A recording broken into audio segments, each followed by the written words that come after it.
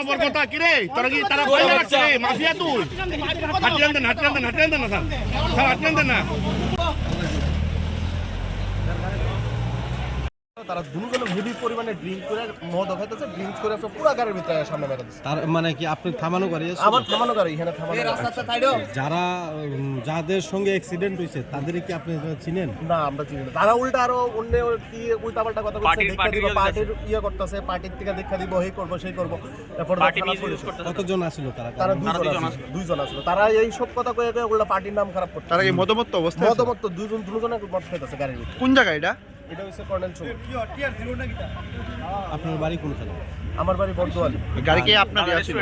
কত রেস্টুরেন্টের সামনে। হ্যাঁ কিরকম ক্ষতি হয়েছে গাড়ি?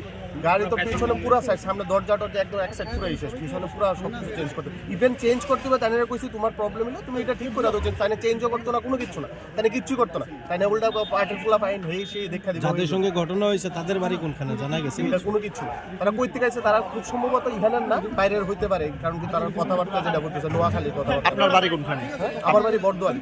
আপনার নাম? সুশান্ত মালাকা। কতক্ষণ আগে আইছে ঘটনাটা? এই 10-15 মিনিট।